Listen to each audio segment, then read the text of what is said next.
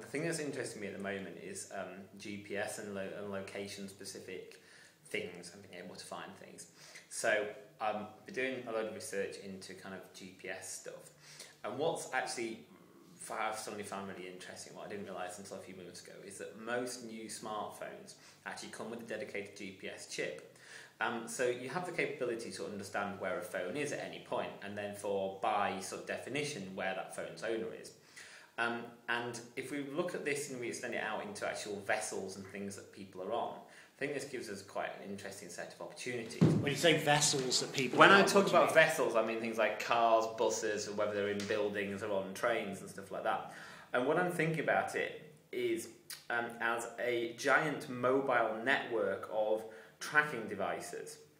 I don't mean it in tracking devices in terms of snooping on people. I mean it in terms of, instead of London buses spending millions and millions of pounds installing dedicated GPS receivers and devices into every single bus, which we hear from which we know they have now done. Which we know they have, and we knew they were doing actually, and it will improve the reliability of the countdown systems at the stops, which tells you how long a bus will, when a bus will be coming along.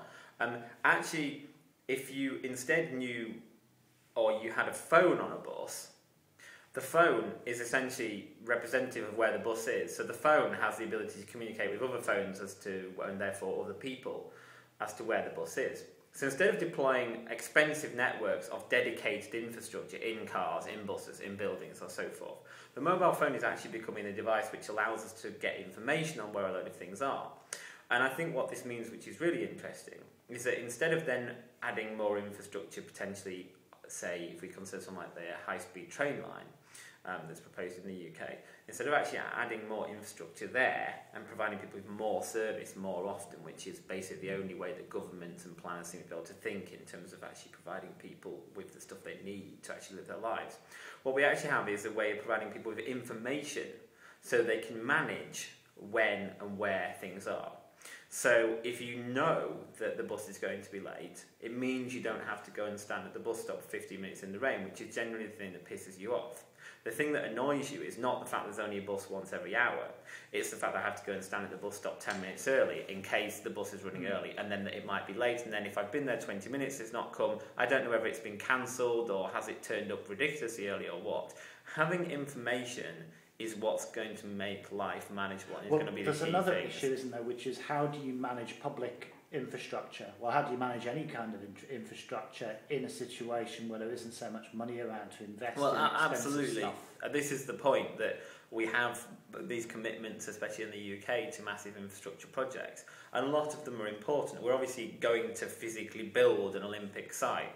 It's obvious, regardless of whether you think it's a good or bad idea, that some kind of high-speed train line is actually going to be built. And while we wouldn't necessarily say don't do these things, I think in times when the government has, basically, or the country has a massive kind of, debt burden, actually reducing the spend, but doing it in intelligent ways, rather than just in swinging cuts, doing it in intelligent ways and saying, actually, instead of building this whole new infrastructure, we can actually just use this technology to allow us to get better information and use it more smartly, is possibly the most intelligent thing to do. Great.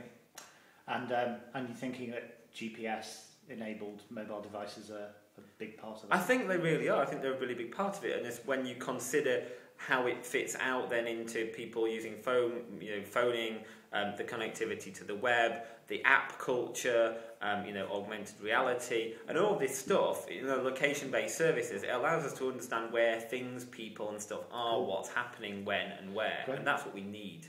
Joe, thanks a lot. You can smile now.